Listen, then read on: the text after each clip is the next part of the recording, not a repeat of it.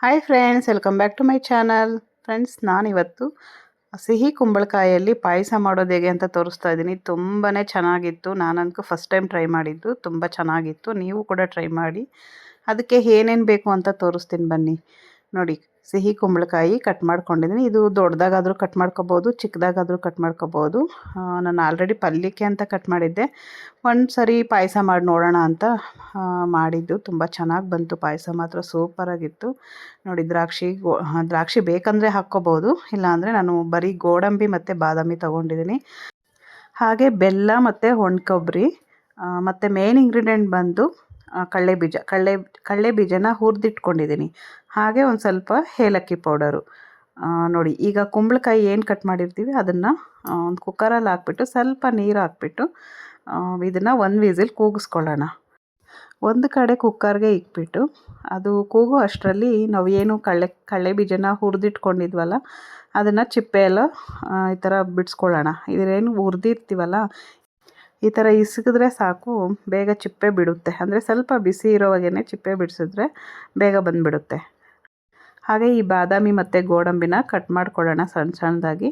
ಮತ್ತು ಬೆಲ್ಲನ ಸ್ವಲ್ಪ ನೀರು ಹಾಕ್ಬಿಟ್ಟು ಕರಗಿಸ್ಕೊತೀನಿ. ಯಾಕಂದರೆ ಅದರಲ್ಲಿ ಕಲ್ಲು ಮಣ್ಣೆಲ್ಲ ಇರುತ್ತಲ್ವ, ಅದಕ್ಕೆ ಒಂದು ಸ್ವಲ್ಪ ನೀರು ಹಾಕ್ಬಿಟ್ಟು ಸ್ಟವ್ ಅಂಟಿಸ್ಬಿಟ್ಟು ಸ್ವಲ್ಪ ಬಿಸಿ ಮಾಡಿಕೊಂಡು, ಸ್ವಲ್ಪ ಪಾಕ ಏನು ಬರೋದು ಬೇಡ, ಸ್ವಲ್ಪ ಬೆಲ್ಲ ಕರಗೋವರೆಗೂ ಬಿಸಿ ಮಾಡಿದ್ರೆ ಸಾಕು.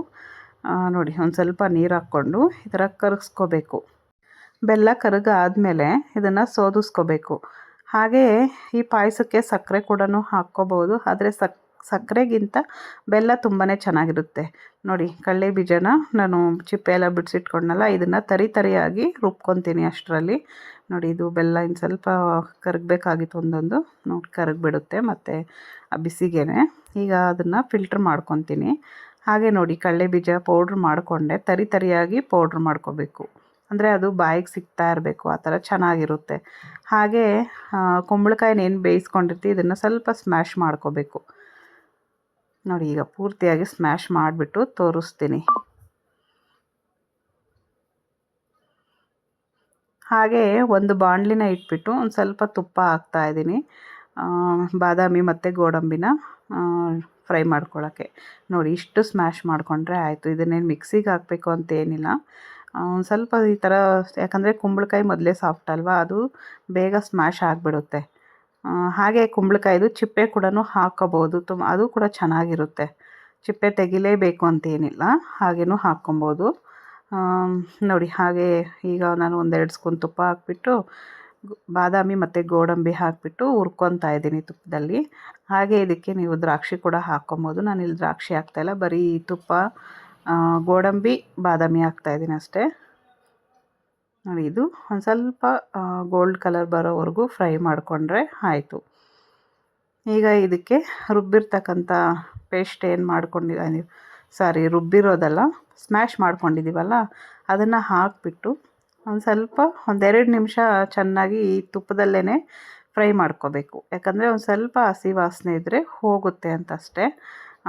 ಸ್ವಲ್ಪ 1-2 ನಿಮಿಷ ಚೆನ್ನಾಗಿ ಇದನ್ನು ಬೇಯಿಸ್ಕೋಬೇಕು. ಹಾಗೆ ಕುಂಬಳಕಾಯಲ್ಲಿ ನಾವು ಬರೀ ಪಲ್ಯ ಮಾತ್ರ ಮಾಡೋದು ಅಂದ್ಕೊತೀವಿ, ಆದರೆ ಪಾಯಸ ಮಾಡಿದ್ರು ತುಂಬ ಚೆನ್ನಾಗಿರುತ್ತೆ. ಎಷ್ಟು ಚೆನ್ನಾಗಿ ಬಂತು ಅಂದರೆ ಪಾಯಸ ಸೂಪರಾಗಿ ಬಂತು. ಒಂದು ಸರಿ ಟ್ರೈ ಮಾಡಿ ನೋಡಿ ನೀವು ಕೂಡ. ಮತ್ತೆ ಇನ್ನೊಂದು ಸರಿ ಮಾಡಬೇಕು ಅನಿಸುತ್ತೆ. ನಮ್ಮ ಮನೆಯಲ್ಲೂ ಅಷ್ಟೇ ಒಂದು ಟೈಮ್ ಮಾಡಿದ್ನಲ್ವ, ಮತ್ತೆ ಇನ್ನೊಂದು ಸರಿ ಮಾಡಬೇಕು ಅಂತ ಅನ್ನಿಸ್ತು. ಎಲ್ಲರೂ ಕೇಳಿದ್ರು, ತುಂಬ ಚೆನ್ನಾಗಿದೆ, ಇನ್ನೊಂದು ಸರಿ ಮಾಡಿಕೊಡು ಅಂತ ಕೇಳಿದ್ರು. ನೋಡಿ, ಉಳಿದಿರೋ ಅಂಥದ್ದು ಇನ್ನೂ ಸ್ವಲ್ಪ ಇತ್ತಲ್ವ, ಅದಕ್ಕೆ ಅದನ್ನು ಇದಕ್ಕೆ ಸೇರಿಸ್ಕೊಂಡು ಫ್ರೈ ಮಾಡ್ಕೊತಾ ಇದ್ದೀನಿ. 1-2-5 ನಿಮಿಷದವರೆಗೂ ಈ ಥರ ಬೇಯಿಸ್ಕೊಂಡ್ರೆ ಆಯಿತು.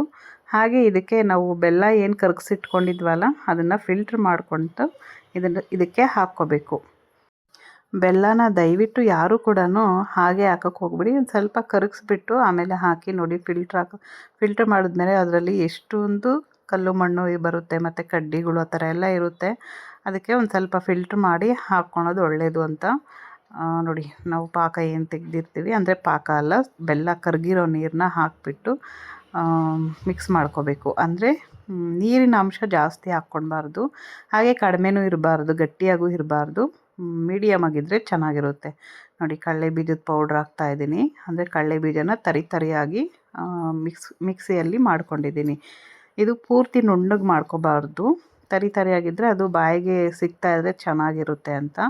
ನೋಡಿ ಇಷ್ಟು ಗಟ್ಟಿ ಇದ್ದರೆ ಸಾಕು. ಇದಕ್ಕೆ ತುಂಬ ನೀರಾಗೂ ಇರಬಾರ್ದು, ತುಂಬ ಗಟ್ಟಿಯಾಗೂ ಇರಬಾರ್ದು.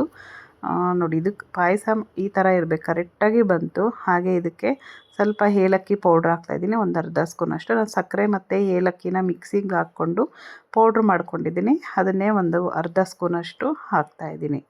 ಹಾಗೆ ಇದಕ್ಕೆ ಒಣಕೊಬ್ಬರಿ ಹಾಕ್ತಾಯಿದ್ದೀನಿ. ಒಣಕೊಬ್ಬರಿ ಇಲ್ಲ ಅಂದರೆ ಹಸಿಕಾಯಿ ತುರಿ ಕೂಡ ಹಾಕ್ಕೋಬೋದು.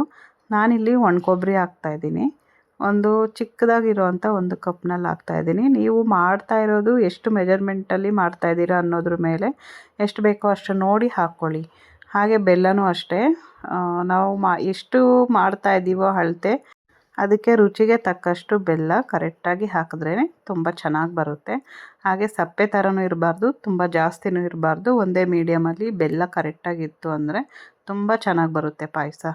ನೋಡಿ ನಾನು ಒಂದು ಸ್ವಲ್ಪ ಹಾಲು ಹಾಕ್ತಾಯಿದ್ದೀನಿ, ಅಂದರೆ ಹಾಲು ತುಂಬ ಹಾಕ್ತಾಯಿಲ್ಲ, ಒಂದು ಚಿಕ್ಕದಾಗಿ ಒಂದು 4 ಸ್ಪೂನಷ್ಟು ಹಾಲು ಹಾಕ್ತಾಯಿದ್ದೀನಿ. ಹಾಲು ಏನಕ್ಕೆ ಹಾಕ್ತಾಯಿದ್ದೀನಿ ಅಂದರೆ ಒಂದು ಸ್ವಲ್ಪ ಕಲರ್ ಚೇಂಜ್ ಬರುತ್ತೆ ಅಂದ್ಬಿಟ್ಟು. ಹಾಲು ಹಾಕ್ಕೊಳ್ಳೇಬೇಕಂತೇನಿಲ್ಲ. ನೋಡಿ ಈಗ ಸ್ವಲ್ಪ ಕಲರ್ ಚೇಂಜ್ ಆಯ್ತಲ್ವಾ, ಅದಕ್ಕೆ ಈಗ ಸ್ಟವ್ ಆಫ್ ಮಾಡ್ಕೊತಾ ಇದ್ದೀನಿ.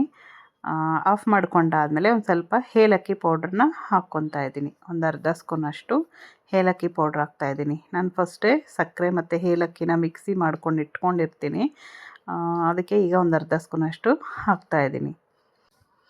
ಈಗ ಪಾಯಸ ರೆಡಿ ಆಯಿತು. ತುಂಬ ಅಂದರೆ ತುಂಬ ಚೆನ್ನಾಗಿ ಬಂತು. ಟೇಸ್ಟ್ ಅಂತೂ ತುಂಬ ಚೆನ್ನಾಗಿತ್ತು. ನೀವು ಕೂಡ ಒಂದು ಸರಿ ಟ್ರೈ ಮಾಡಿ ನೋಡಿ.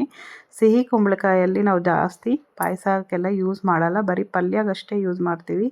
ಆದರೆ ಈ ರೀತಿಯಾಗಿ ಒಂದು ಪಾಯಸ ಮಾಡಿ ನೋಡಿ, ತುಂಬ ಚೆನ್ನಾಗಿ ಬರುತ್ತೆ.